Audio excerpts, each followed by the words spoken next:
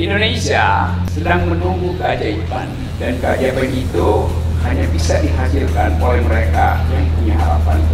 Jadi menantilah di dalam kecemasan itu adalah tabiat manusia, tapi memastikan ada perubahan itu adalah panggilan langit.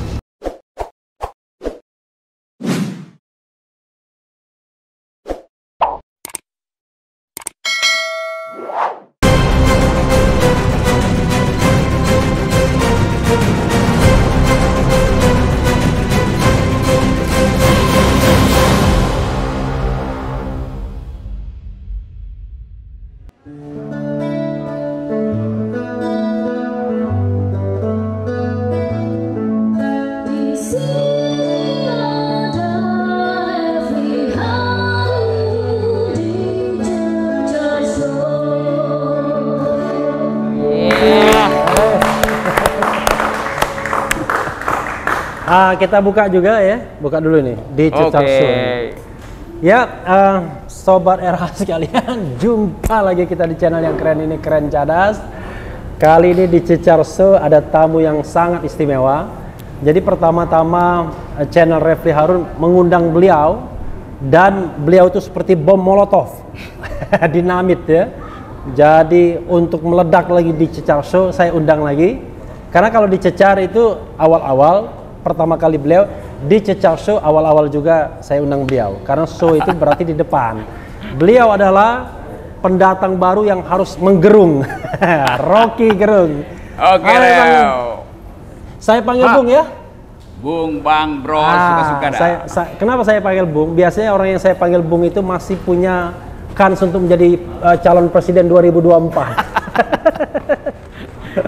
Itu kalau nggak dicercah. Kalau nggak dicercah. Soalnya kalau panggil Bang itu biasanya tadi ada Liu Sungkarisma, saya panggil Bang ya.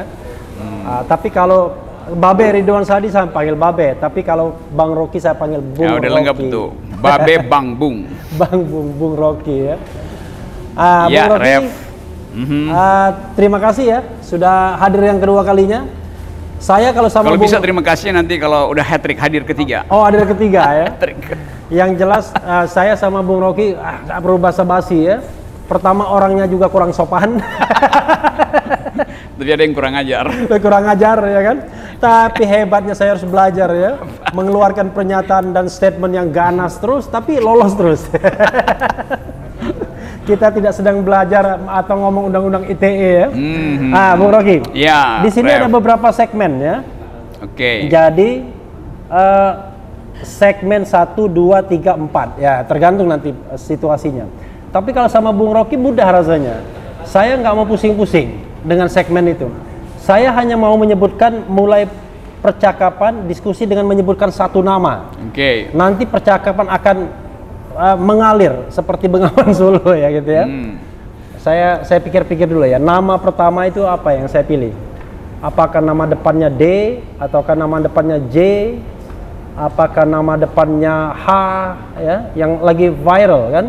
Apa nama depannya G? Karena H dan G itu bisa menjadi sebuah koalisi yang menggetarkan dunia dan akhirat gitu ya. Tapi saya mau nama depannya D dulu ya. Oke. Karena fenomena D itu fenomena yang menarik ya. Karena rupanya ada pekerjaan baru bagi military ya, army, Tentara Nasional Indonesia. Namanya adalah ya Maijen Dudung Abdurrahman. Bung Rocky, kenapa? Saya ingin komentar Anda mengenai nama ini. Okay. Mungkin lebih apa yang terlintas gitu. Yang terlintas adalah toko bunga tuh. Oh, toko bunga. Karena Pak Dudung lah yang membuat bunga itu dipesan oleh banyak nama, tapi satu rekening. Mungkin itulah enaknya Rocky Gerung ya. Karena saya lihat itu berjajar di situ, dan saya analisis tidak mungkin rakyat mengirim bunga ke situ, karena satu bunga itu 1,5 juta tuh. Oke. Bunga segitu tuh. Jadi kalau ada 100 bunga di situ 100 juta. Oke. Dan karena dia seragam, nah, saya bikin kesimpulan aja bahwa itu banyak bunga tapi dipesan oleh satu orang itu. Mudah-mudahan dibayar juga oleh orang yang sama. Berarti orang itu hebat ya? Ya itu, dia dapat inspirasi dari pusat-pusat kekuasaan lalu ambil inisiatif itu. Yang penting ada bukti bahwa bunga terkirim, kira-kira begitu. Oh, bunga terkirim ya. Bunga terkirim untuk membuktikan apa? Untuk membuktikan loyalitas. Oh, loyalitas. Dia menguntungkan si penyuruh tapi merugikan tukang bunga, karena saya dengar banyak tukang bunga yang belum dibayar tuh. Asal ikutan. Dulu waktu zaman reformasi, bunga itu kita suka ngerjain pejabat. Ya.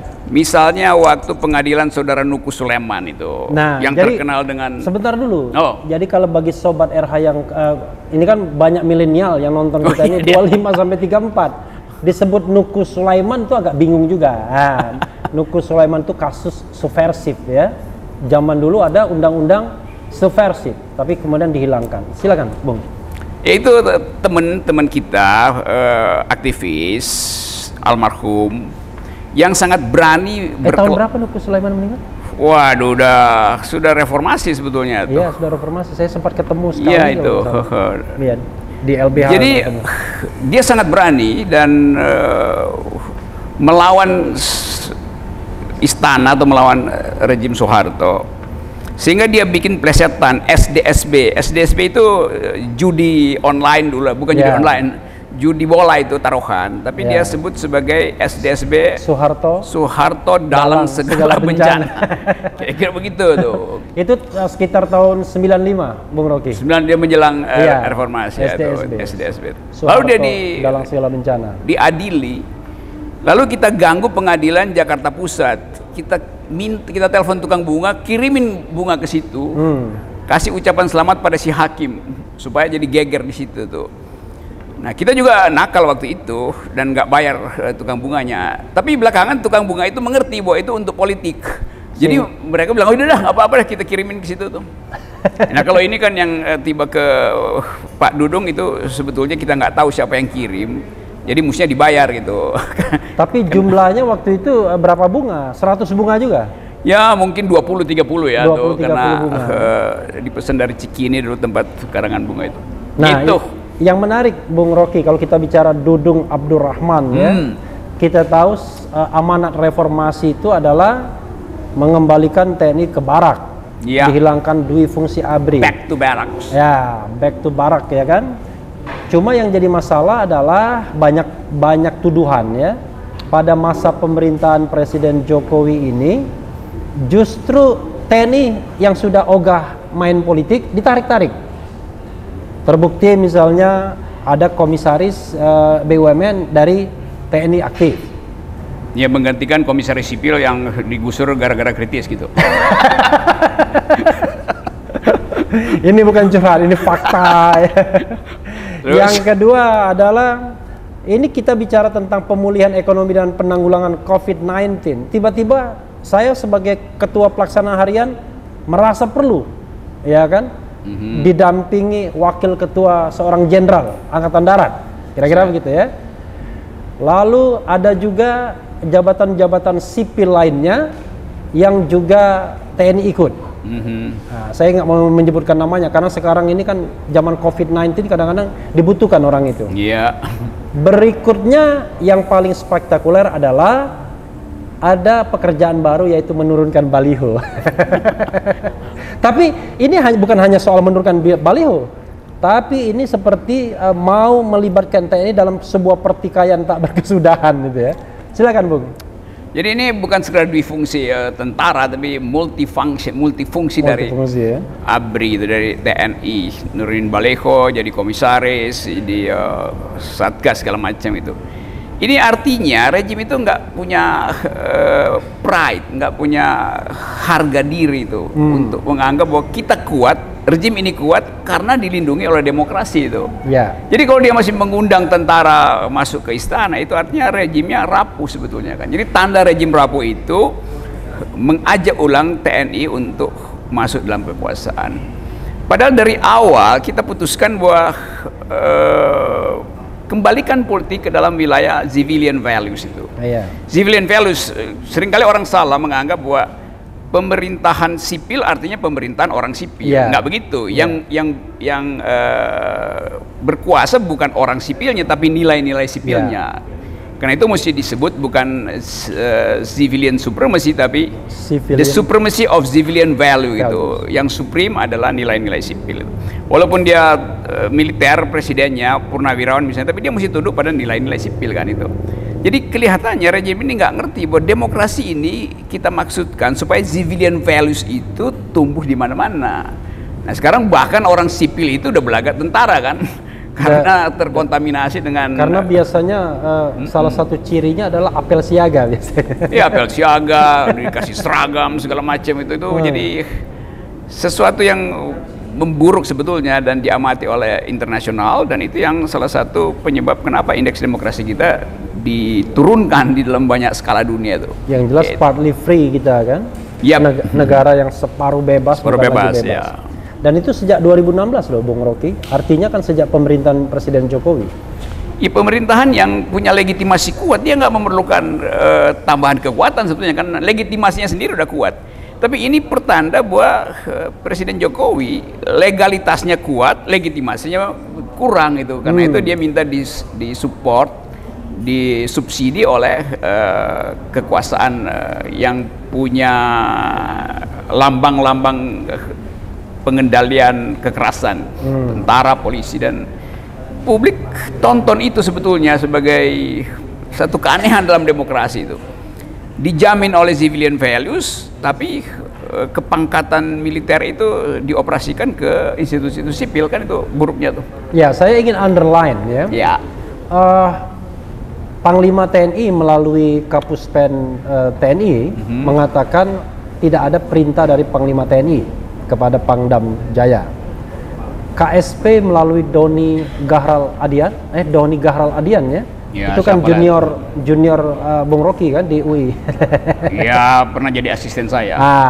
Jadi mengatakan itu bukan perintah dari istana. Dia pastikan itu kan sebagai orang yang lalu lalang di televisi menjadi jubir KSP dan jubir untuk media ya. The question is ya kan, mungkinkah seorang Dudung ya itu melakukan itu secara independen?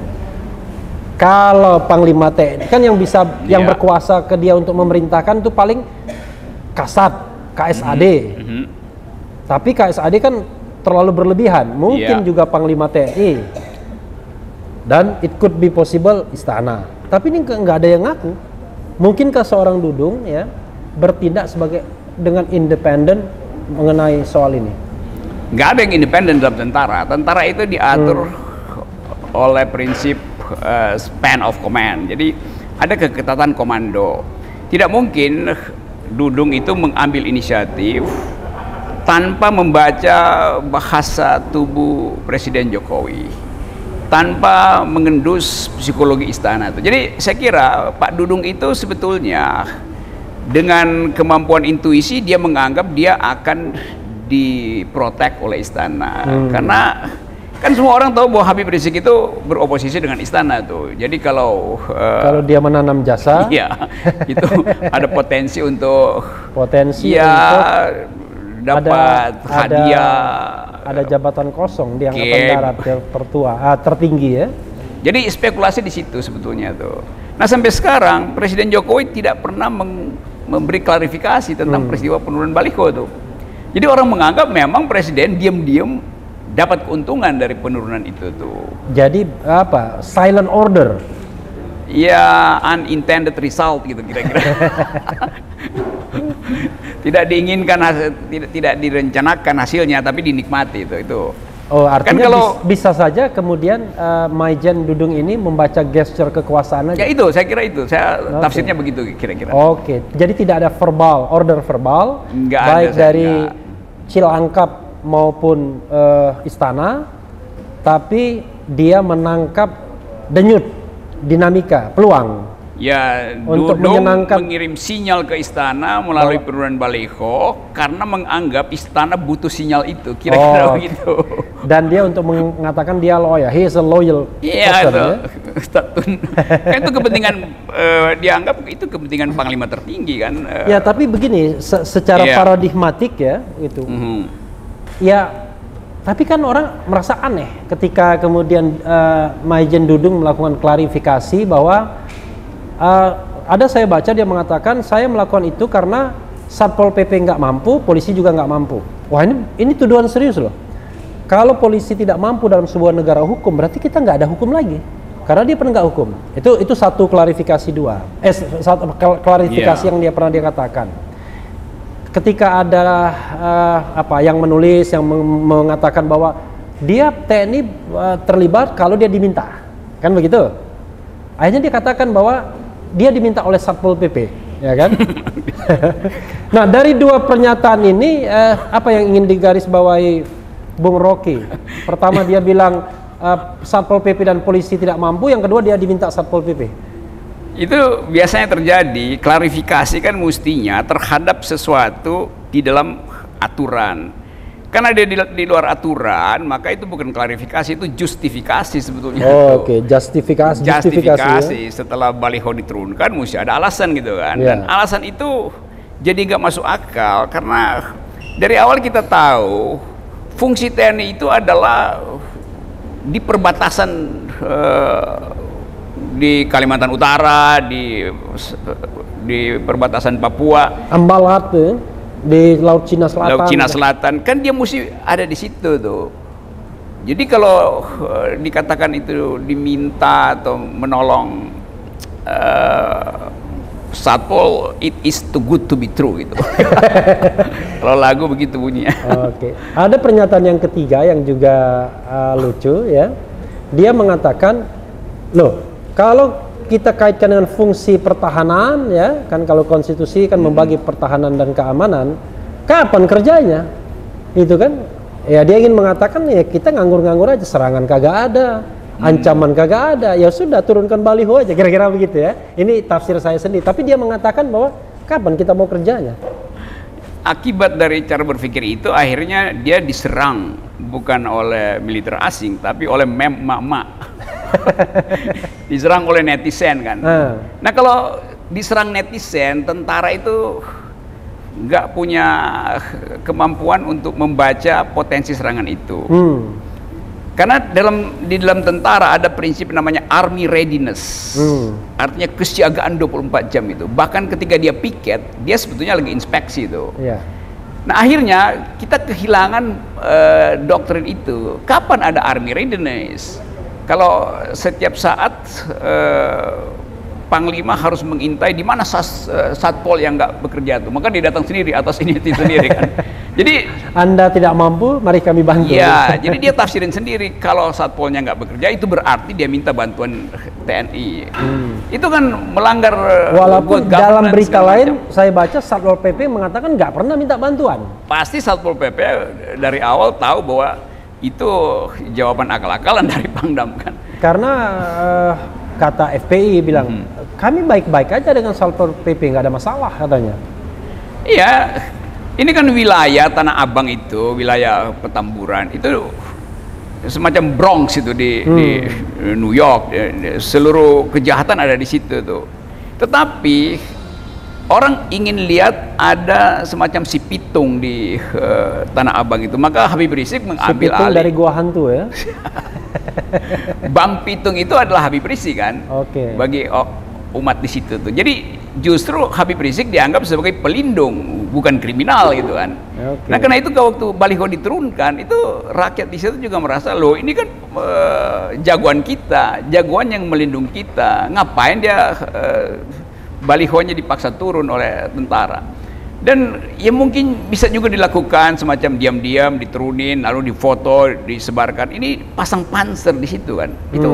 Itu artinya apa ada teroris di dalam situ yang mesti diciduk, itu kan berlebihan show of force-nya itu. Ada yang menganalisis ya, termasuk saya lah. Iya. Kita tahu bahwa dalam era saat ini ya, 1, 2 tahun, 3 tahun terakhir ini kan kalau kita katakan perbedaan pendapat antara pihak oposisi dengan pihak so-called penguasa gitu ya, itu tentara silent. Dia netral, dia tidak memihak apa-apa, tidak ada intention dia untuk katakanlah membela kubu oposisi, tidak ada juga dia mau membackup pemerintah. Tapi ada juga satu dua fenomena, misalnya ada tentara menyambut Habib Rizik misalnya, ada tentara yang baca salawat dan lain sebagainya. Nah, ada ya kita katakan juga ada kecemburuan barangkali TNI kepada saudara adik kandungnya atau adik tirinya, ya kan? Saya nggak menyebutkan institusinya apa. Jadi dia silent. Tapi di sisi lain, kok penguasa merasa, waduh, kalau kita tidak di backup oleh TNI, nanti jangan-jangan kubu oposisi ini makin gencar menyerang kita dan kita tidak punya pertahanan. Itu bisa nggak dipertanggungjawabkan analisis seperti itu? Artinya memang sengaja ditarik oleh pemerintah sekarang ini. Memang itu real politiknya begitu. Tapi ketakutan istana itu tidak boleh jadi alasan untuk menyeret tentara ke dalam persamaan politik itu atau komposisi politik di Petamburan. Kan nggak fair kalau istana tidak mampu menandingi hegemoni Habib Rizik lalu pakai kekuatan fisik tuh, walaupun itu hanya pameran. Panser itu adalah sesuatu yang serius kalau dikeluarin panser kan. Nah, simbol-simbol itu yang tidak berhasil untuk meneduhkan suasana politik gitu. Karena nanti misalnya balehonya diturun, lalu setiap penduduk di Petamburan dia pasang bendera Habib Rizik di atas bumbungan rumahnya tuh. Bagaimana mungkin tentara masuk ke rumah, kan terlarang. Ada rencana 212 itu suruh mengibarkan bendera Habib Rizik. Ya, itu dan juga pakai baju kaos Habib Rizik. Ini di sini sudah ada yang mau menjadi produsennya ini. Ya kan, itu kan kegembiraan orang menyambut pemimpinnya, si pitung balik lagi, kira-kira begitu kalau kata orang Betawi itu. Jadi hak dari publik untuk merayakan 212, merayakan Habib Rizik. Jadi mesti dianggap itu sebagai festival politik biasa aja tuh. Justru karena tegang, maka berbagai macam skenario kemudian berupaya untuk dibatalkan. Padahal skenario yang nggak ada, orang cuman mungkin juga diskusi besar itu apa yang ditakutin oleh rejim. Tapi ada satu soal juga yang perlu kita garis bawahi, soal koopsus ya. Koperasi, saya bilang koperasi lagi. Komando Operasi Khusus, Koopsus. Itu pasukan elit yang dibentuk tahun 2019 masa Panglima TNI Hadi Cahyanto. Ya, orang mengatakan karena Hadi Cahyanto ini berasal dari AU dan kita tahu pasukan elit itu banyak yang ada di darat, ya kan? Dia perlu itu untuk mengkomando, tapi dia juga perlu untuk memberikan dalam tanda kutip upeti kepada presiden bahwa ini nih presiden, Anda punya pasukan elit yang bisa Anda perintahkan dan ini trimatra, ya kan? Memang merintahnya melalui saya, tapi ordernya oleh Anda. Nah, Koopsus itulah yang pameran di Petamburan, pameran rantis kendaraan perintis. Anda menilainya seperti apa, Bung Rocky? Saya nggak kaget lagi sebab ada presidennya itu, bahkan BIN pernah pameran senjata gitu kan, ulang tahun BIN tiba-tiba BIN bersenjatai, bikin upacara tuh. Dan aneh juga. Aneh karena semua ingin perlihatkan bahwa kami punya kemampuan. Termasuk dulu Brimob juga mau beli senjata sendiri. Kan mestinya dalam keadaan ada semacam zeudo perang dingin di Laut Cina Selatan, mestinya kita simpan rahasia persenjataan kita kan. Itu justru diketahui oleh masyarakat internasional kan. Mereka yang sedang siap-siap untuk perang di Cina Selatan hitung-hitung, ternyata Indonesia cuma punya sekian pucuk senjata tuh, karena udah dipamerkan itu. Jadi ini agak konyol sebetulnya. Kekuatan yang harusnya disimpan untuk menghasilkan efek gentar nanti sudah diperlihatkan, dipamerkan tuh. Sehingga lawan udah bisa hitung-hitung. Ya, tapi yang menarik bagi saya adalah ketika dibentuk pasukan khusus gabungan Trimatra yang itu langsung di bawah perintah seorang presiden. Kan menarik sekali. Maksudnya buat apa gitu loh? Ini serius ya sobat era sekalian. Saya juga bingung. Karena kan orang ada pasukan elit sendiri, Kopassus, ada pasukan elit sendiri, Pashas, ada pasukan elit sendiri, marinir atau denjaka ya, yang lebih elit lagi. Tapi ini kemudian mereka-mereka yang elit itu dikumpulkan jadi satu dan kemudian dibawa komandonya ke istana. Maksudnya what for? Buat apa? Itu artinya ada analisis bahwa presiden bisa dijatuhin setiap kali dalam waktu 24 jam. Kan cuma itu keterangannya kan, kesiapsiagaan yang maksimal itu. Itu maksimum security itu. Padahal nggak ada soal. Tidak ada semacam. Dan seorang Rocky Gerung kan cuma ngomong doang kan sebenarnya kan. Saya ngomong karena ditanya Refli Harun.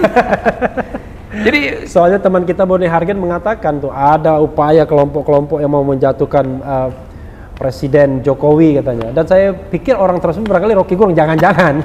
Siapa yang peduli dengan Presiden Jokowi sekarang tuh? Karena Presiden Jokowi secara faktual udah jadi lame duck gitu.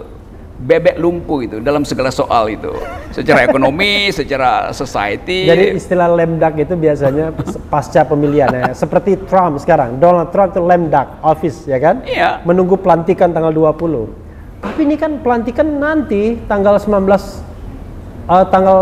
Oktober tahun 2024. Kenapa dibilang lame duck? Yang bilang lame duck itu saya menyimpulkan hasil analisis surveyor kan. Kompas yang pendukung Jokowi mengatakan bahwa legitimasi Jokowi itu udah di bawah 50%. Itu artinya dalam bahasa Inggris lame duck, udah lumpuh sebetulnya tuh. Baru 1 tahun udah lame duck. Nanti sampai tahun kedua jadi bebek panggang tuh. 6 tahun dong, sudah 6 tahun. Nah, ini tadi ya soal Dudung ya. Jadi saya ingin Bung Rocky ada closing statement soal Dudung dan fenomena TNI dalam politik ini. Sebelum kita beranjak kepada pertanyaan figur lainnya. Kira-kira gimana? Gitu. TNI ada dalam kecemasan hari ini. Karena tidak lagi merasakan ada hierarki yang dipimpin oleh seorang yang punya komando profesional itu. Jadi akibatnya publik menduga-duga di dalam TNI sendiri ada span of command yang sedikit lecet karena dilecetkan oleh peristiwa-peristiwa politik. Jadi saya ingin agar supaya betul-betul TNI memperbaiki posturnya sekaligus citranya pada publik. Karena itu betul yang diucapkan kemarin oleh Pak Gatot supaya lakukan reformasi lebih serius di dalam tubuh TNI itu. Supaya kita balik pada pengertian awal reformasi bahwa TNI dirancang untuk jadi tentara profesional itu. Saya masih ingat dulu kita diskusi dengan Agus Wijoyo, Agus Wiradikusuma, SBY segala macam yang disebut sebagai tentara-tentara intelektual itu. Nah sekarang saya nggak dengar tuh keterangan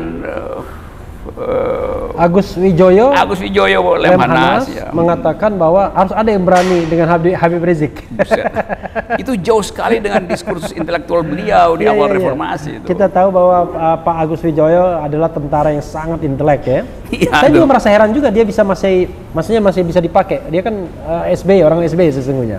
Kita ini sedang berdiskusi ya Bung ya. Jadi mohon kita tidak bicara mengenai soal ini sebagian dari kebebasan berserikat, berkumpul, mengeluarkan opini baik secara lisan maupun tulisan ya.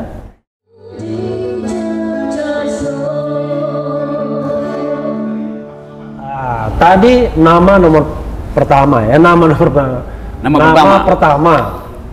DUNG.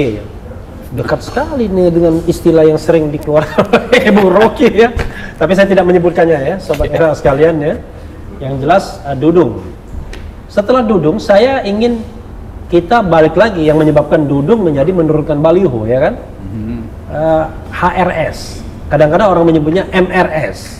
Kadang-kadang cukup Muhammad HR ya kan. Jadi yang pertama itu Habib Rizik Syihab. Kadang-kadang Muhammad Rizik Syihab. Kadang-kadang Rizik Syihab, tapi belum MRG ya, belum Muhammad Rocky Gerung. Karena luar biasa ya.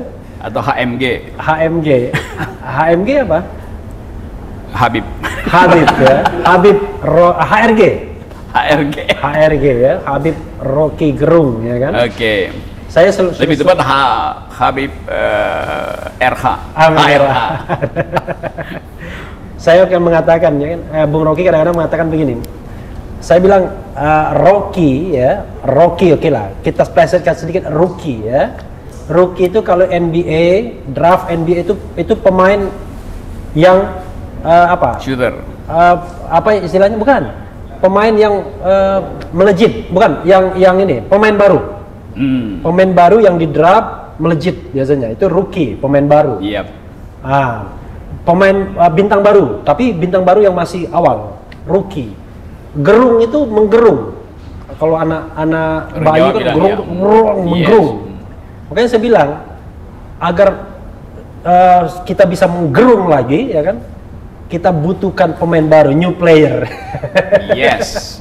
Cuma katanya begini, bilang Refli Harun itu re itu kembali, fly itu terbang. Iya. Jadi untuk kita kembali terbang, harus ada yang turun. Harus ada yang turun.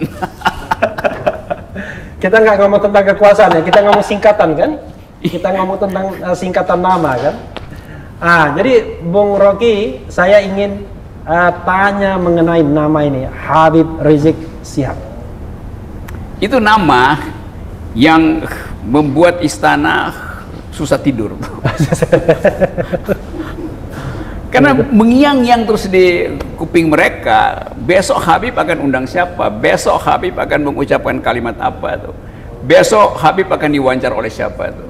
Jadi istana kehilangan fokus karena ada sumbu politik baru di Jakarta, dan tentu sumbu itu akan tumbuh secara nasional, yaitu ini sumbu pendek atau sumbu panjang ini? Ini sumbu pendek sebenarnya. Sumbu pendek. Karena jaraknya hanya dari jalan kira-kira Menteng.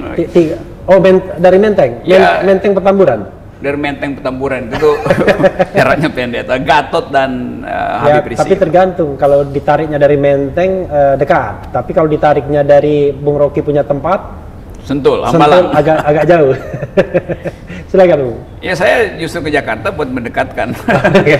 Mendekatkan sumbu itu. Sumbu itu. Iya. Jadi Habib Rizik berasal dari simpanan memori politik kita tentang perubahan tuh. Kita ingin agar supaya ada pengimbang kekuasaan, maka kita butuh oposisi. Ternyata Pak Jokowi bilang Indonesia demokrasinya tidak memerlukan oposisi. Tetapi publik menganggap tanpa oposisi tidak ada kritik gitu. Lalu energi untuk beroposisi itu ditampunglah di Petamburan itu. Jadi salah istana sendiri. Kalau ada oposisi, orang nggak akan berkumpul mengakumulasi kemarahan dan kejengkelan politik di Petamburan kan. Jadi ini desain yang memang terbentuk secara historis karena istana menolak oposisi itu. Jadi biasa aja, Habib Rizik tiba pada momentum yang tepat, dan orang melihat dia bukan sekedar momentum tapi bisa jadi monumen. Nah, istana takut kalau ada monumen baru tuh yang namanya yang lebih tinggi daripada monumen nasional. itu soalnya. Ini monumen Petamburan tidak mungkin dibangun lebih tinggi kan, tempatnya nggak ada soalnya. Dan apalagi Habib Rizik datang dengan monumen akhlak gitu, dan itu kan sesuatu yang nggak mungkin diturunkan oleh Satgas, apalagi oleh TNI, karena akhlak itu adalah baliho yang diikat di langit. Bagaimana musim manjat langit apa nurunin baliho akhlak itu? Yang diikat di langit dan ditanamkan di bumi ya. Yang ditanam di bumi itu moral. Ya? Nah, itu yang nanam itu namanya Gatot Nurmantio. Kalau yang digantung di langit Habib Rizik. Oke, nanti kita akan bicara soal ini ya, dengan subjektivitas seorang Rocky Gerung ya. Tapi kalau kita lihat ya, termasuk saya dulu menganggap FPI itu dan Habib Rizik itu tidak lebih dari sekedar, tadi juga kita pernah tanya Muhammad Kodari juga di sini ya, dengan sinikal mengatakan kalau nggak salah ya, ini kan kelompok kalau eksis ketika Ramadan, ya kan, kira-kira begitu, yang kerjanya razia-razia, dan kesan itu kan tertanam kuat sebenarnya dahulu kala ya, kira-kira 10 tahun yang lalu kan begitu. Tapi sekarang kok seperti sudah tumbuh menjadi sebuah kekuatan politik baru ya. Apa memang kayak itu, kenapa bisa begitu? Yang tadinya ini, mohon maaf nih ya, FPI dan Habib Rizik awalnya kan kesannya ya seperti orang mengatakan dengan segala hormat dan mohon maaf, preman berjubah, orang bilang begitu kan? Ya. Tapi sekarang kok seperti tumbuh seperti pusat oposisi jadinya. 10 tahun lalu saya kasih pidato kebudayaan di tim gitu. Iya. Dan maki-maki FPI. Iya betul, saya kritik habis-habisan ke FPI itu. Masih Iya, ada jejak digitalnya. Iya. Karena saya jengkel kelakuan FPI itu, bubarin pawai merah putih di Monas segala macam. Beberapa teman saya bocor kepalanya tuh. Ya itu waktu itu Wardah Hafid ya. Ya itu. Kaum miskin kota ya waktu itu.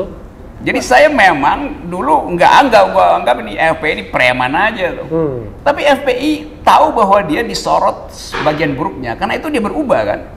Jadi orang yang jengkel pada FPI itu yang nggak berubah karena dia merasa ini masih 10 tahun lalu.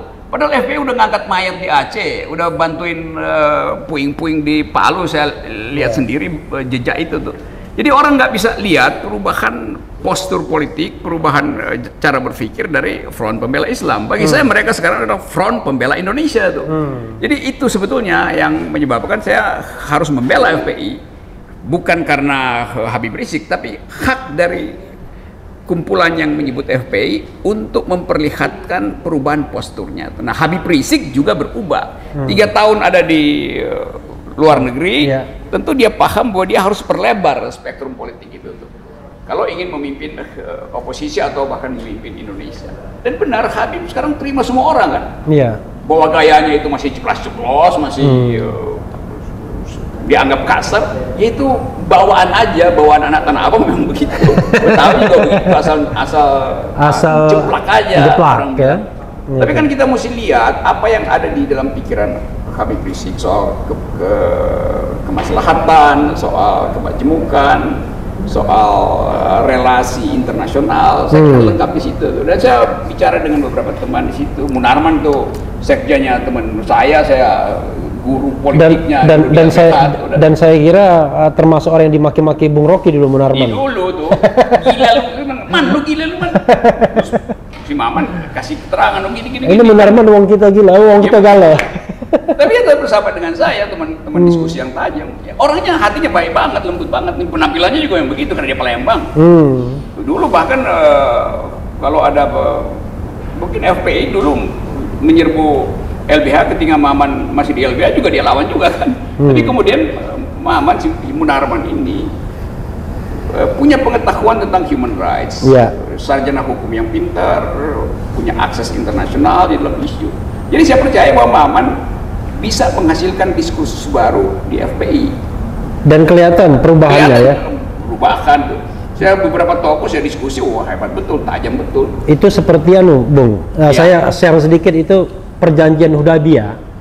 Jadi kalau di zaman Nabi itu ada yang namanya perjanjian Hudaybiyah itu begini. Kalau ada kelompok kafir Quraisy itu menyeberang ke Madinah akan dibalikin. Tapi kalau ada orang Madinah yang ke Mekah ya sudah silahkan saja, nggak perlu balik. Orang Nabi Muhammad ya dimaki-maki waktu itu, bukan dimaki-maki ya, disesalkan. Kok perjanjiannya berat sebelah? Giliran orang kita pergi kita biarkan, orang lain datang ke tempat kita balikin ke dia. Perjanjiannya begitu, iya kan? Orang maki-maki. Oh ternyata justru mereka yang datang ke Madinah lari dari Mekah karena ada Quraisy itu dikembalikan ke Mekah lagi. Dia muncul sebagai agent of change di sana, sebagai penyebar agama malah. Itu. Jadi saya ingin mengatakan fenomena Munarman itu jangan-jangan begitu. Dimasukkan ke FPI. kan gak connect dulu kan, orang yang bergerak di ranah kiri lah sedikit ya kan, tiba-tiba nyebrang ke kanan. Ya karena selalu ada peristiwa yang menjelaskan mengapa seseorang justru fungsional di tempat yang tak terduga. Dan itu yang ada di kita tuh. Nah orang selalu menganggap bahwa FPI itu kanan itu. Ya memang kan identitasnya Islam itu. Ada kiri, PDIP itu. PRD dulu. Bahkan itu juga teman-teman saya. Jadi saya kenal spektrum itu. Tetapi mengkanan-kanankan FPI artinya menghindari percakapan dengan yang kanan.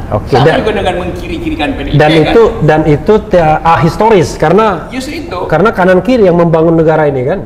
Iya. Sila kelima Pancasila itu jelas kiri itu, social justice itu kiri. Juga ada tafsir agama bahwa itu juga adalah pesan agama, keadilan sosial. Perdebatan di konstituante itu kanan dan kiri Ada yang ingin negara Islam, ada yang ingin negara sosialis, ada yang ingin bikin kerajaan sultan. Jadi kita pernah menghidupkan perdebatan intelektual di bidang ideologi. Nah, sekarang ditutup perdebatan itu karena ketakutan tadi. Yang ada adalah pameran arogansi itu, bukan lagi pameran inteligensi. Ini semacam ketidakmampuan untuk berdialog atau sebenarnya karena nggak mau repot saja? Bukan, itu karena ketidakcukupan otak gitu. Jelas begitu kan. Kalau otaknya cukup dia bisa hadapi siapa aja gitu. Saya nggak ngerti volume otak yang cukup itu berapa volumenya. Ya kadang-kadang orang merasa volume otak itu sama dengan volume sorban, padahal beda itu kan. Beda. Ada yang kegedean sorban, otaknya kecil gitu. Kan begitu. Saya nggak bilang-bilang soal sorban ya, walaupun diketemukan bareng yang pulang benur. Pulang benur ya, diketemukan. Tapi begini, Bung Rocky ya. Oke. Begini Bung. HRS ini tiba-tiba CPCS itu langsung mengadakan survei. Entah benar entah enggak surveinya, dari tanggal 10 sampai 20 November, which is 10 hari setelah Habib Rizik pulang. Dulu pelaku survei itu tidak pernah menghitung beliau sebagai calon presiden. Tiba-tiba sekarang udah nomor 4. Memang nomor satunya masih Prabowo, masih Ganjar Pranowo, ada Ridwan Kamil di situ, Anies tergusur nomor 5 jadinya. Apa iya seorang Habib Rizik punya potensi untuk menjadi calon presiden Republik Indonesia dengan segala kekananannya itu? Ya survei begini juga mesti kita lihat hati-hati gitu ya. Iya. Karena bisa itu disuruh istana untuk seolah-olah dibikin gelembung. Iya. Sehingga tiba-tiba Habib Rizik ada di atas, iya. Orang panik gitu. Karena itu kemudian ada alasan untuk ditusuk gelembungnya supaya kempes.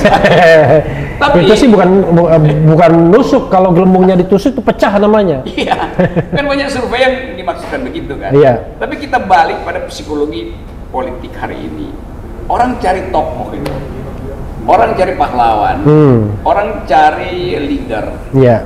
Dan semua itu secara historis. Orang cari leader ya, bukan dealer kan? Iya, karena kebanyakan dealer. Orang butuh leader.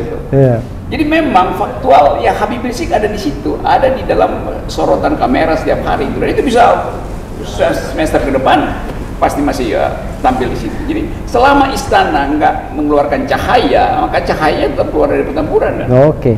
Bisa nggak saya katakan dengan cahaya itu dulu keluar dari di Penogoro ya, jalan di Penogoro pada tanggal Juli. Dan akhirnya betul-betul dipadamkan pada tanggal 27 Juli 1996. Waktu itu kan kita tahu siapapun yang melawan pemerintah Orde Baru, which is Mbak Mega pada waktu itu, pokoknya ya dijadikan simbol, dijadikan leader, simbol perlawanan. Itu tradisi politik Indonesia, selalu ada yang disebut jagoan itu. Atau kalau istilah 98 Amin Rais jagoan gitu. Amin Rais jagoan, dalam istilah Benedict Anderson ada banditisme itu. Semacam jagoan yang datang dari jalanan gitu. Nah kita lihat dan sebelum kalau tidak muncul Habib Rizik, sangat mungkin Rocky Gerung jagoan yang dari jalanan itu sebenarnya. Tapi kalau sudah ada Habib Rizik, maka Muhammad Habib Rizik dan Muhammad Rocky Gerung akan bersatu. Kalau saya pasti dicercar, bukan dicecar gitu. Tapi itulah fasilitas yang disediakan oleh sejarah. Dalam keadaan kemacetan, sejarah selalu menghadirkan alternatif yang tak terduga itu. Nah, istana sekarang dia cemas karena ada faktor Habib Rizik. Tapi bukan istana yang cemas, partai-partai juga harus hitung balik kan komposisi pencalonan itu. Poros Kertanegara Teguh Umar juga harus dihitung balik itu. Karena orang atau Golkar mungkin menganggap bahwa lebih pantas dia berdampingan dengan Puan ketimbang Prabowo nih. Itu Golkar ambil poin dari peristiwa Benur ini segala macam. Jadi memang kimia politik kita lagi amburadul, semacam penyumbatan, aglutinasi, tapi mesti diurai lagi itu. Nah penguraian itu yang ditakuti oleh istana. Jadi istana takut kalau gumpalan ini jadi liquid, lalu masuk ke mak-mak, masuk ke intelektual, masuk ke buruh. Jadi istana mungkin berpikir satu waktu bisa Omnibus Law itu demonya dipimpin oleh Habib Rizik. Nah itu artinya revolusi gitu. Revolusi dalam pengertian ada kekuatan sosiologis yang tiba-tiba tak terkendali itu. Itu cara berpikir istana. Nah, itu dari sekarang dia mau survei itu seberapa jauh Habib Rizik tumbuh sebagai pemimpin oposisi. Oke. Tapi kalau menurut insting politik seorang Rocky Gerung ya, ini fenomena Habib Rizik ini bakal lama atau cuma sesaat saja? Artinya begini, ini jadi bubble gum. Yes. Jadi dia seperti leader, it seems to be a leader, tapi cuma bubble gum saja sebenarnya. Plak, kempes sendiri tanpa diintervensi apa-apa. Jadi fenomena sesaat atau fenomena yang barangkali ya durasinya bisa sampai 2024 nih barang. Kalau ekonomi nggak bisa diperbaiki, Iya. kalau Menteri Keuangan nggak tahu lagi cara untuk nalangin utang 1.000 triliun yang masuk baru 30 triliun, kalau Presiden Jokowi masih ngotot untuk memenangkan Bobi di Medan dan Gibran di Solo, maka situasi kimia politik itu akan menggumpal, dan gumpalan ini yang akan justru menyumbat kekuasaan sendiri. Jadi Habib Rizik cuma nunggu momentum aja tuh. Tergantung Jokowi mau membuka pembicaraan, mau mengubah politik oligarkinya atau enggak tuh. Nah, saya berharap Pak Jokowi tetap memelihara politik oligarki, buzzer-buzzer tetap arogan. Iya, biar dipercepat. Pecahnya pembuluh darah kan itu konsekuensinya. Ini yang dipercepat tuh pecahnya pembuluh darah ya, bukan yang lain. Jadi kalau saya presiden dan saya angkat Bung Rocky Gerung sebagai penasihat politik saya, what should to be do? Saya nggak mau jadi presiden, saya mau jadi buzzer. Buzzer. Kalau presidennya Refli Harun akan jadi buzzer.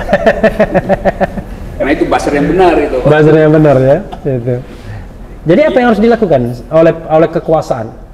Kekuasaan itu dia mesti membaca kembali sejarah bangsa ini, bahwa bangsa ini didirikan dengan pikiran, bangsa ini dihuni oleh beragam alternatif, variasi ideologi yang panjang. Jadi jangan dikendalikan melalui ideologi itu. BPIP itu dibubarin, itu syarat pertama. Omnibus Law itu adalah cermin dari arogansi. Udah ditolak segala pihak tapi ngotot bujuk-bujuk. LSM diundang, civil society diundang, dan undangnya pakai perintah tuh. Presiden mahasiswa diperintahkan oleh staf khusus milenial. Tuh, itu untuk datang perintah itu. Kemarin Walhi, LBH segala macam juga diundang dengan kalimat Presiden bersedia menerima kalian. Loh, dia nggak minta, kan norak banget. Mana? Karena itu nggak ada yang datang akhirnya kan. Okay. Jadi itu tanda kekacauan politik istana. Dalam satu kalimat, yang menarik sekarang kita lihat istana itu menteri yang satu mengamputasi menteri yang lain. Partai yang satu memangkas partai yang lain. Jadi sedang terjadi konflik internal di istana itu. Itu sebetulnya bagus buat perubahan. Bagus buat perubahan. Jangan-jangan tidak bagus buat rakyat. Tidak tahu juga ya. Rakyat itu bergembira kalau ada perubahan. Saling amputasi itu. Tapi memang tragisnya adalah kekuasaan itu kan baru berjalan 1 tahun, Bung. Ya. Masih ada 4 tahun lagi. Saya sih nggak mau nanya spekulasi berapa tahun lagi ya. Tapi katakanlah kalender ketatanegaraan itu 4 tahun lagi.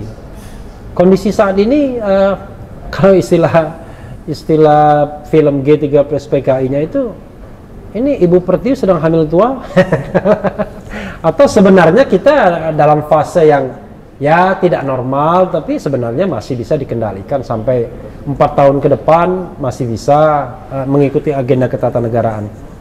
Saya 2 hari lalu ada di Medan itu mengamati politik pemilihan wali kota Medan. Itu saya pelajari. 2 hari yang lalu di Medan untuk menjadi tim kampanye. Enggak, Bobi Nasution. Saya datang ke situ untuk menghalangi oligarki. Dan terlihat sekali bahwa istana setiap hari mengirim pejabat tinggi ke situ, menteri inilah, menteri itulah. Kan itu artinya istana gugup melihat perkembangan politik di Medan kan. Karena Medan akhirnya jadi ibu kota politik, karena pertaruhan politik negeri ini ada di Medan dan di Solo gitu kan. Jadi sangat tercium semacam aura atau hawa yang tidak segar dalam politik, dan itu menandakan bahwa political decay, pembusukan politik itu berlangsung terus. Jadi kalau saya bikin kalkulasi ya mungkin semester depan ketika negara-negara lain udah mulai bersiap-siap untuk take off ekonominya setelah COVID relatif teratasi, kita justru tertinggal di landasan.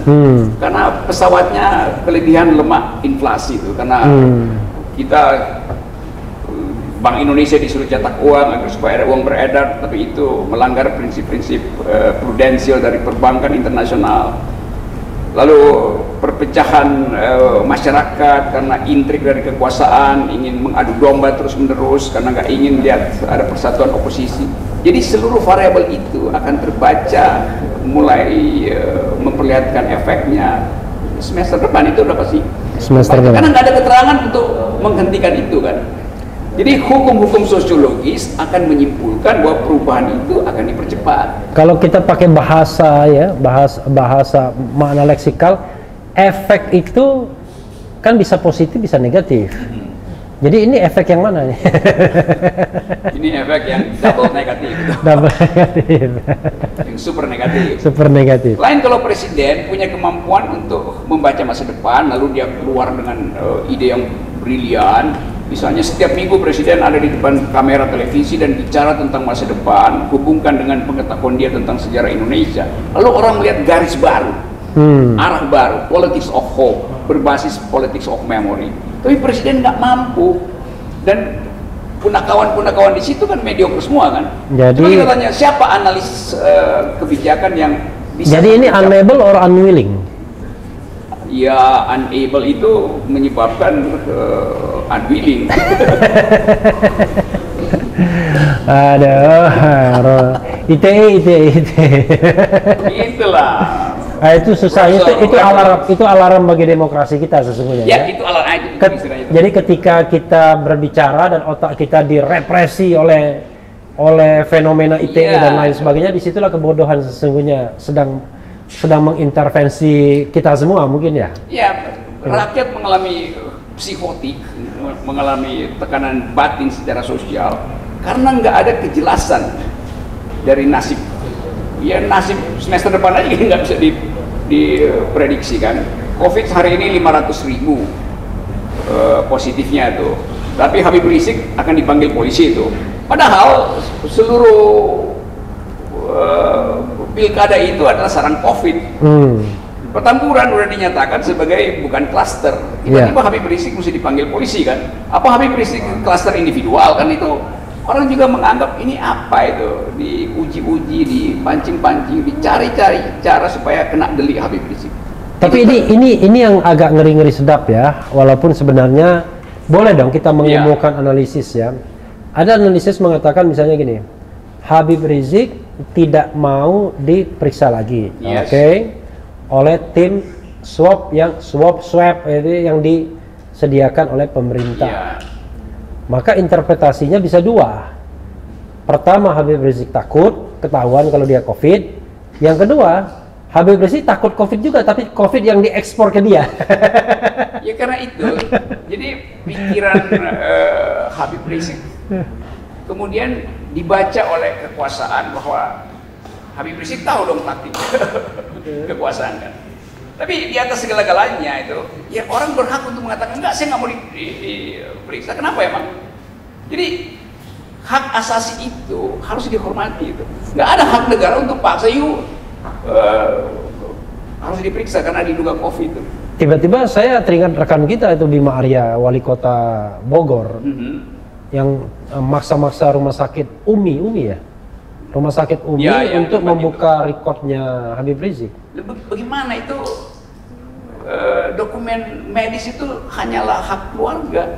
Kalau Habib Rizik COVID, ya keluarga yang mesti beritahu kan. Kalau dia bukan COVID, ya jangan dipaksa-paksa untuk di-COVID-kan kan. So kan itu seolah-olah dicurigai Habib Rizik itu udah COVID gitu. Iya.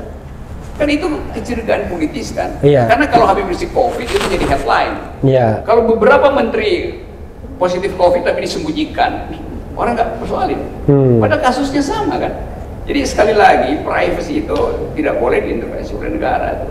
Saya nggak anggap bahwa soal pemanggilan Habib Rizik itu semata-mata karena rumah sakit tidak mau buka medical recordnya, tapi itu adalah variabel politik yang berupaya untuk mengacak-acak sebut aja bawah sadar publik, karena menginginkan secara tidak sadar istana menginginkan supaya Habib Rizik terbukti COVID. Kan itu bawah sadarnya begitu kan, keinginannya begitu.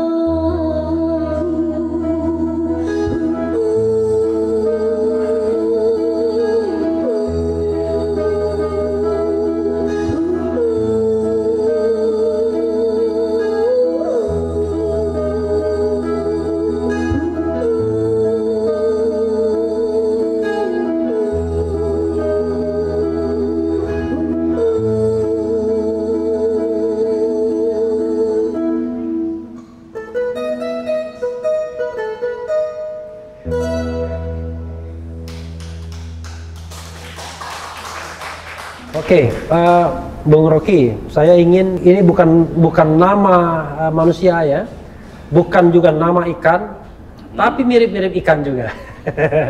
Nama itu adalah benur. Jadi saya pernah mendengar pernyataan Bung Rocky antara benar dan benur. Ternyata walaupun mau benar mau benur diborgol akhirnya ya. Oke, Bung. Apa yang ingin Bung Rocky sampaikan kalau mendengar kata-kata benur ini? Saya ingin dengar kalimat itu diucapkan oleh Pak Prabowo. Tapi sekalipun kata benar itu diucapkan oleh Prabowo. Jadi saya menganggap Gerindra kehilangan momentum. Harusnya Pak Prabowo menit kedua setelah kasus itu dibuka, dia langsung bikin tindakan etis, yaitu memecat Edi Prabowo, supaya publik menganggap bahwa ada konsistensi dalam pikiran Prabowo. Jadi nggak usah timbang-timbang efek politik dulu tuh kan.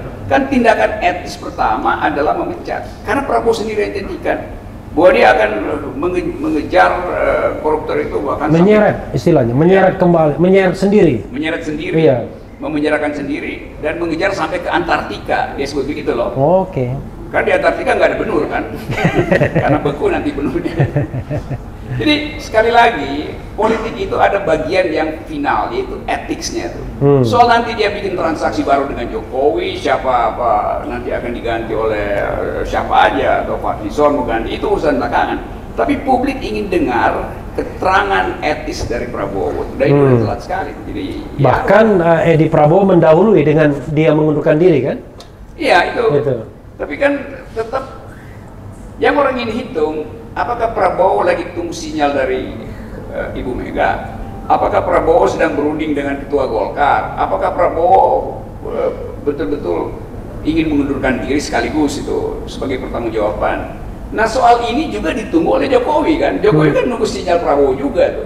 Jadi politik kita ditahan oleh kepura-puraan sebetulnya tuh. Oleh kepura-puraan dan kalkulasi 2024. Yes, kepura-puraan demi kalkulasi 2024. Di situ buruknya politik.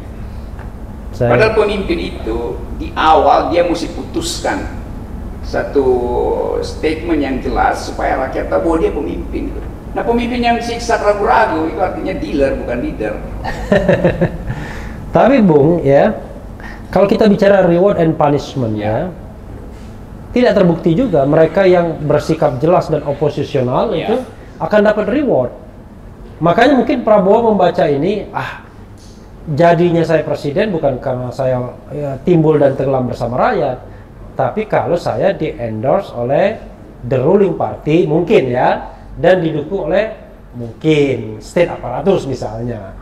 Karena itu justru yang lebih menjamin jadinya seorang menjadi leader leader.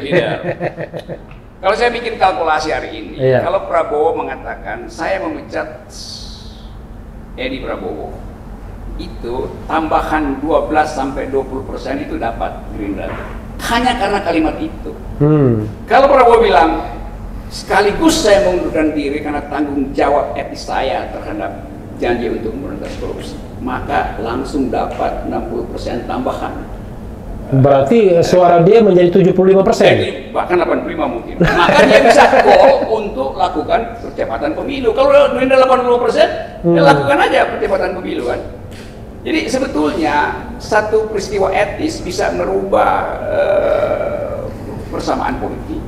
Nah peristiwa etis itu yang tidak dimanfaatkan oleh Pak Prabowo karena pertimbangan-pertimbangan pragmatis. Tapi kan itu mengandaikan bahwa masyarakat kita mendapatkan informasi yang tidak disinformatif kan? Kan kadang-kadang kan apa yang disampaikan penguasa, apa yang disampaikan kaum kubu oposisi itu bisa sampainya berbeda itu di masyarakat melalui media sosial kan? Omongan Bung Rocky yang A bisa jadi B, bisa jadi C, bisa jadi D. Pasti akan dikulik-kulik oleh istana untuk pengendalian pikiran publik. Tapi kan ada channel Refli Harun, ada channel Rocky Gerung, ada channel Nena Warisman, Fadlizon. Dan sekarang orang lebih percaya channel ini daripada ucapan-ucapan dungu dari istana itu. Iya karena bikin survei aja tuh, nggak ada orang yang percaya kalau ada juru bicara istana ya dianggap ya itu apa namanya kaset doang yang kita udah bisa baca tuh dan keterangannya normatif. Gitu. Tapi soal Benur ini Bung ya, kan yang menarik adalah ini menteri yang kena pertama di periode kedua. Periode pertama ada Idrus Marham ya kan, dan ini yang kena partai yang belakangan ikut dalam kubu koalisi ini. Dan juga ada yang namanya apa? Paradoks luar biasa. Prabowo dianggap sebagai menteri terbaik, ya survei Kodari, survei ada lagi. Ini yang terburuk, benar-benar terburuk sebelum ditangkap. Ini apa maunya kira-kira, katakanlah kejadian ini mau mengarah kemana sebenarnya? Mungkin kalau itu kesimpulan ini benarnya akan ditunggu sampai jadi lobster baru dipersalin. Jadi momentum ini memperlihatkan bahwa istana punya variabel lain dalam melakukan kalkulasi politik. Sangat mungkin ada semacam analisis bahwa Prabowo bisa memanfaatkan situasi politik baru. Karena itu lebih baik di abort. Oh, oke. Gitu. Sehingga atau diperlambat dulu ya? Iya. Sebelum di abort. Sehingga mungkin Pak Jokowi merasa ya lebih aman dengan Golkar gitu, karena Golkar ditawan oleh oligarki yang sama itu. Prabowo ya oligarkinya dia sendiri itu kan, jadi bisa dianggap bola liar. Saya kira begitu dugaan saya, sehingga orang menganggap bahwa memang Pak Jokowi sebetulnya punya maksud yang tidak terucapkan dengan peristiwa ini, atau implisit Pak Jokowi memang ingin lakukan balancing baru di dalam kabinet. Iya, tapi persoalannya adalah kan menjadi capres bagi Prabowo harga mati pastinya. Nggak mungkin dia mau jadi cawapres kan? Dan skenario mengatakan dia akan berpasangan dengan Puan Maharani. Dia dianggap baik sama Megawati, baik juga sama Jokowi. Nah, dan mereka sudah punya pengalaman bekerja sama. Lalu dengan fenomena seperti ini, apa untungnya bagi Jokowi dan bagi katakanlah the ruling party ya? Saya kira faktor itu terlalu terang benderang dan itu mencemaskan partai yang lain. Golkar misalnya menganggap kita yang backup presiden habis-habisan, kok kenapa Prabowo yang seolah-olah disiapkan untuk menjamin Jokowi pasca lengsernya tuh kan. Nah itu yang harus dilihat secara lebih hati-hati, dan ya kita bayangkan aja nanti mungkin ada nasi goreng baru antara Ibu Mega dengan Pak Airlangga Hartarto kan. Dan itu bukan lagi nasi goreng telur, nasi goreng lobster. Lobster ya.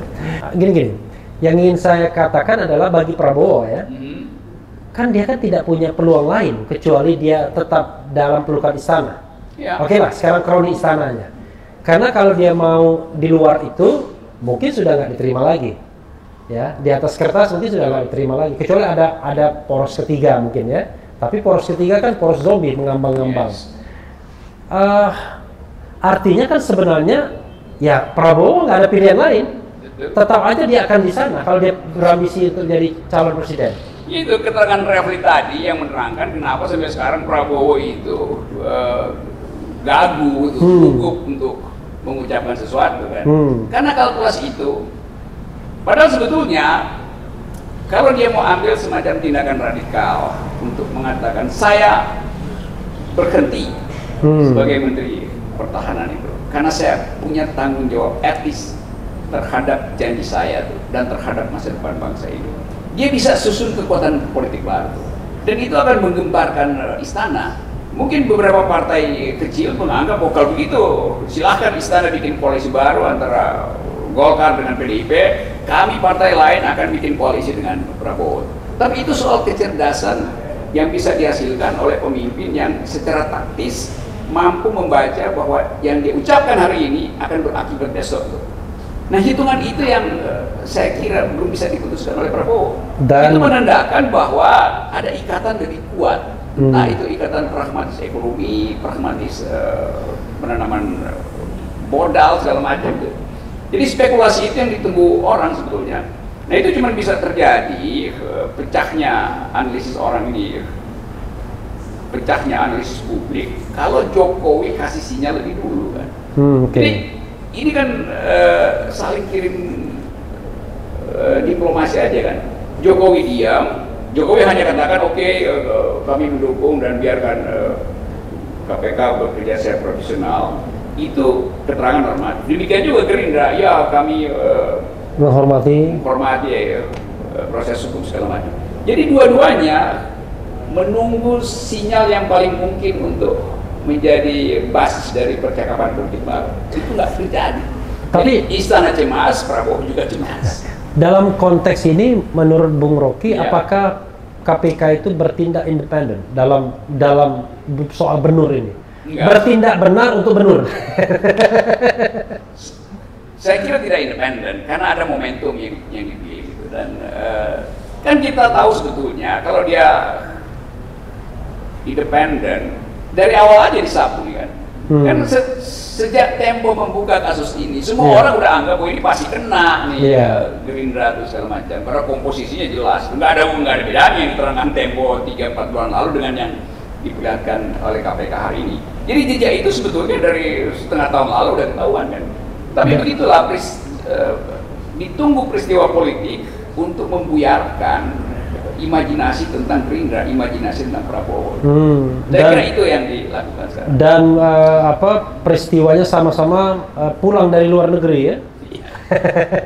Satu disambut, satunya disambit. Sama-sama disambut ya. Disambut halayak publik dan disambut oleh KPK.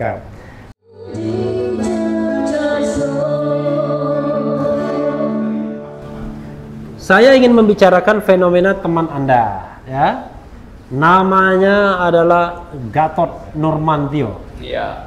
Jadi, saya ingin membuat seorang Rocky Gerung agak riku, ya, untuk menguliti sepak terjang orang yang bernama Gatot Nurmantio. Kira-kira gimana, Bang? Gatot punya banyak problem, pasti itu. Karena dia pernah disebut sebagai teman dari konglomerat itu di majalah Tempo segala macam. Gatot pernah disebut di dalam isu apa namanya tuh, isu-isu privatnya tuh. Itu ada di media massa, orang bisa cek gitu. Tapi Gatot menatap Indonesia dengan latar belakang itu. Dia tahu bahwa dia akan disorot di wilayah-wilayah black hole itu kan. Iya. Tetapi kalau kita mau ukur misalnya, apakah Gatot dalam segi-segi itu angkanya di bawah angka dari mereka yang ada di istana sekarang? Kan Gatot lakukan pertandingan moral. Sehingga orang jadi comparable ya. Iya. Tidak sekedar sesuatu yang absolut ya. Lain kalau misalnya di istana itu malaikat, maka Gatot udah pasti dijeblosin neraka kan. Iya. Tapi istana itu setan gentayangan 24 jam kan. Iblis-iblis di istana itu hidup dengan motif politik, motif ekonomi yang makin lama makin rakus itu. Itu mungkin tidak terbaca secara faktual, tapi publik menangkap kesan itu. Dan iblis istana itu nggak punya alamat tetap, bisa pindah-pindah dia lokasinya. Iya. Iya, ini Bu, menyela sedikit, ini Anda berapa kali dilaporkan dan berapa kali diperiksa? Mungkin masih ada 7 laporan dari kepolisian dan udah lupa kali polisi ini memeriksa saya karena sibuk mau periksa Habib Rizik. Iya, kadang-kadang ya kita prihatin ya. Padahal kita tahu bahwa percakapan ini kalau dipelajari anak-anak muda milenial kan, mungkin akan menghambat hedonisme. Iya. Mereka mungkin lebih berpikir. Karena penonton kita ini usianya 25-34. Oh, itu usia pemilih semua. Iya, 25-34. Lalu ya di bawah 50 tahun semua ya. Jadi jauh di bawah usia kita. Yes.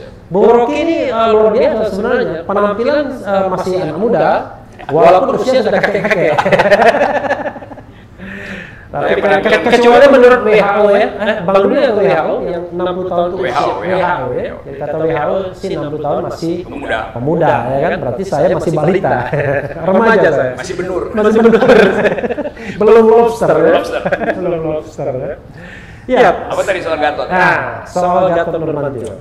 Pertandingan moral tadi dengan istana. Iya, itu pertandingan moralnya. Yang kedua ada kemampuan Gatot untuk memperlihatkan ketegasan itu. Dalam 3 bulan ini dia konsisten untuk menyatakan dia tidak takut pada kekuasaan, dia hanya takut pada tingkat langit. Dan itu menimbulkan harapan baru pada politik yang seringkali dianggap bahwa politik itu begitu ditodong oleh amplop berhenti, begitu ditodong oleh jabatan berhenti. Nah, peristiwa Gatot menolak hadir di istana waktu pemberian penghargaan Bintang Mahaputra itu sinyal moral yang bagus. Bahwa dia bisa bedakan antara peristiwa politik pemberian itu dan lambang dari medali.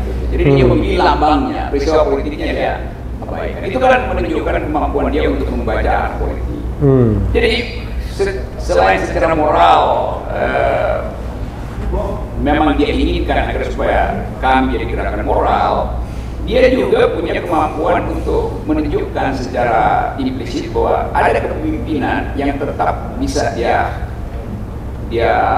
tonjolkan, yaitu banyak kader di TNI yang tentu dia urus baik-baik, sehingga upaya dia untuk mengingatkan ulang bahwa TNI itu adalah milik negara bukan milik pemerintah itu masuk di dalam pikiran para pemerintah muda di TNI. Jadi saya kira itu yang menjadi modal sekarang dari Pak Gatot. Nah, bersama dengan itu terhubunglah politik moral Gatot dengan politik akhlak Habib Rizik. Oke, nah, yang Anda sebut dengan koalisi Menteng Petamburan. Saya tidak mau mengatakan Menteng Petamburan karena orang nggak tahu Menteng itu di mana. Yang tahu adalah tadi tempat tinggal Anda? Itu Jalan Tosari dulu namanya. enggak, yang sekarang di Hambalang. Bukan Hambalang. Sentul. Sentul. Jadi poros Sentul Petamburan. Agak jauh sedikit tapi makin mendekat. Sentul itu di antara Menteng Petamburan. Karena itu channel Refri Harun akan menghubungkan antara politik moralnya Gatot dan politik akhlaknya Habib Rizik. Dua-duanya terhubung oleh politik akal sehat itu. Tapi yang menarik adalah ada apa ya? Ada seperti simbiosis ya. Habib Rizik ingin memperlebar lokusnya, tidak hanya memainkan politik kanan, bahkan dulu politik kanan yang preman. Mohon maaf ya, politik kanan yang preman. Memang ya? itu sejarah kita. Iya, kan sejarah kan. Ya. Gatot ingin memainkan politik nasionalistik yang juga Islamis. Ya. Sepertinya begitu, dan itu dia sudah mulai ketika menjadi Panglima TNI ya. Apa yang Anda ramalkan kalau dua kekuatan ini bersatu? Ya pemilu udah bisa besok ini. Kalau deklarasi poros itu diucapkan hari ini ya besok pemilihan umum. Karena gairah rakyat tidak lagi ingin menunggu siklus normalnya, siklus elektoralnya, tapi siklus yang dipercepat. Dan itu dimungkinkan dalam konstitusi kan. Sebagai ahli tata negara saya akan minta Refri untuk menerangkan kemungkinan itu diucapkan secepat-cepatnya. Ya, saya kan hanya mengatakan saja by constitutions itu yang namanya pergantian presiden itu bisa karena pemilihan, itu kan setiap 1 kali dalam 5 tahun, bisa karena pemberhentian, itulah impeachment, bisa karena sang presiden mengundurkan diri, dan itu pernah terjadi semua dalam politik kita kan, gitu. Mengundurkan diri tahun 98, impeachment 67 2001, election 2004, 2009 dan 2014 dan 2019. Sejarah itu punya rumus sendiri itu, dan kadang-kala rumus sejarah itu yang akhirnya dipakai sebagai tafsir dari konstitusi itu. Jadi kalau faktanya sudah terjadi ya konstitusi terpaksa mesti dicarikan. Tidak hanya tafsir tapi juga teks. Jadi ketika impeachment itu terjadi, maka teks konstitusinya memberikan kewenangan buat MK. Nah, itu dia tuh. Gitu. Ini referensi. Akademisi. Tapi Bung, tadi belum dijawab ya. Apa?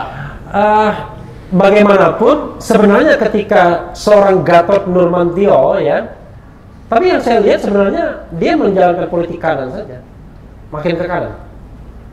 Jadi orang seperti Rocky Gerung pun tiba-tiba tersedot juga ke kanan harusnya. Tapi kan jangan lupa politik Indonesia sejak pemilu 1999 itu kan yang dominan tengah kiri. Ya, 99 PDIP, 2004 Golkar, 2009 Demokrat, 2014 19 ya balik lagi PDIP. Dan bahkan sekarang lebih mengenaskan kan? PDIP nomor 1, Golkar nomor 2, Gerindra nomor 4 Nasdem, baru nomor 5. Tapi 5 pun ikut juga ke tengah kiri. Jadi ketika ada fenomena Gatot dan HRS, apakah itu cukup kuat untuk menggoyang hegemoni politik tengah kiri sejak reformasi ini, Bu? Ya, kalau kita lihat statistiknya, politik Indonesia itu selalu ada di sekitar tubuh dari bell curve itu, kurva lonceng itu. Dan memang dasarnya adalah percakapan politik sejak negara ini didirikan itu. Jadi kurva lonceng itu nggak terlalu ekstrim ya? Iya, dia. Tapi yang menang tuh kiri luar tetap, begitu sekali bandel bergerak juga. Ya, itu. Gitu.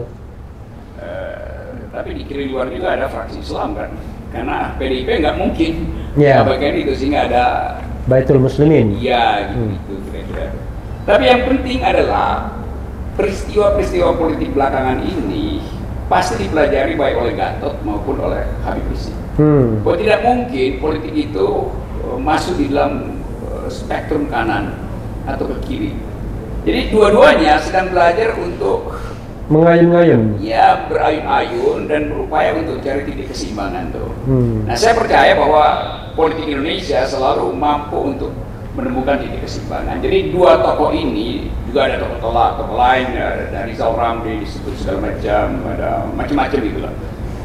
Nah, keadaan ini yang akan diolah nanti oleh masyarakat sipil. Setelah seluruh postur politik, pikiran politik diucapkan, Gatot harus ucapkan sehabis-habisnya apa yang dia bayangkan tentang keadilan, bagaimana relasi sipil militer. Habib Rizik juga harus ucapkan apa yang dia maksud, misalnya dengan keadilan sosial, apakah basisnya agama atau basisnya kebijakan itu kan. Jadi percakapan publik inilah yang ingin kita olah itu, supaya seluruh segmen dalam masyarakat kita mampu membaca pikiran dari tokoh-tokoh ini. Dan saya dengar penasihat politik dari kedua tokoh ini Profesor Rocky Gerung. Saya baru bikin kerangka dan kurikulumnya.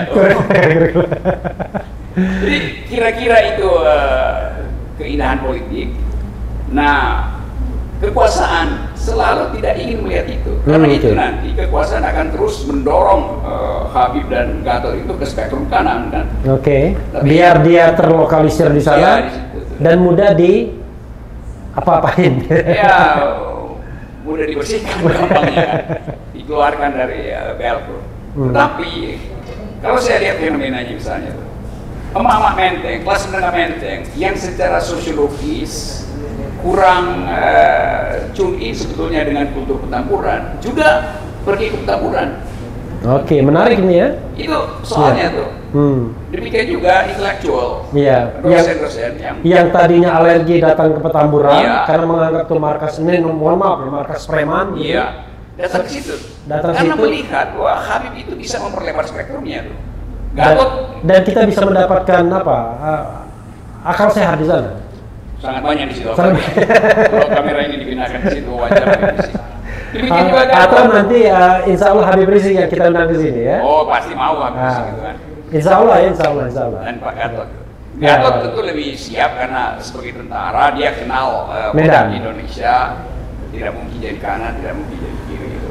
Nah, Gatot momennya memang berupaya untuk mengucapkan hal yang bertolak belakang dengan istana, itu politik moral, dan politik moral itu yang paling aman adalah cari referensinya di dalam agama. Dan itu yang diucapkan terus oleh Pak Gatot.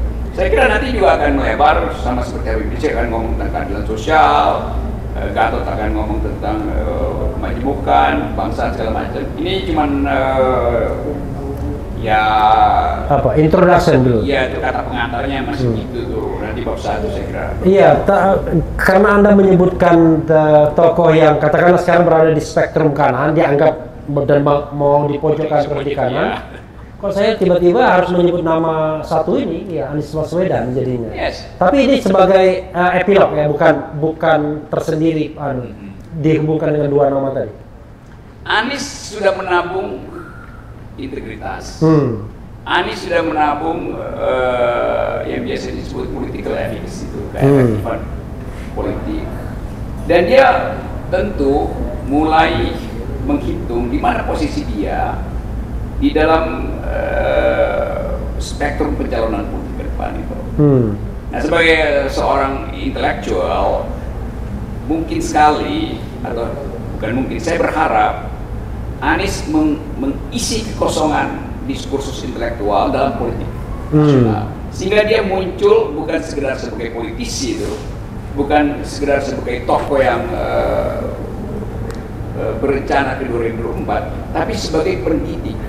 Nah, variabel ini yang nggak ada kan. Gatot adalah komandan. Iya. Ini pemimpin umat satunya. Ini pemimpin umat. Mesti ada wilayah intelektual supaya masyarakat sipil mengerti bahwa Indonesia kaya dengan potensi kepemimpinan baru. Ada komandan yang mengerti tentang teritori, ada Habib yang paham tentang hubungan antara bumi dan langit, dan ada Anies yang bisa menebar akal sehat melalui diskursus intelektual. Itu dan semuanya harus hadir di Refli Harun Channel. Tolong dengarkan ya, Bung Anies Baswedan ya. Anda harus hadir juga di sini. Insya Allah Habib Rizik juga hadir di sini. Kalau Gatot Nurmantio saya sudah 2 kali interview, tapi belum di Cecap Show ya. Nah, itu. Jadi sobat era sekalian, sebelum saya akhir ini saya mau minta closing statement yang paling cerdas. Kalau tidak paling cerdas, yang paling dungu. Karena kadang-kadang dari kedunguan itu kita bisa melatih kecerdasan kita ya. Karena untuk mengetahui itu dungu atau tidak, kita perlu kecerdasan ya. Silakan Bung.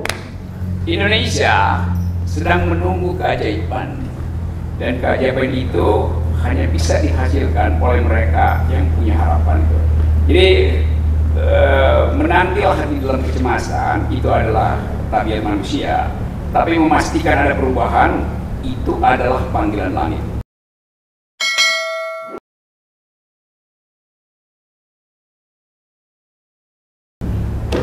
Luar biasa. Bisa diulangi lagi nggak?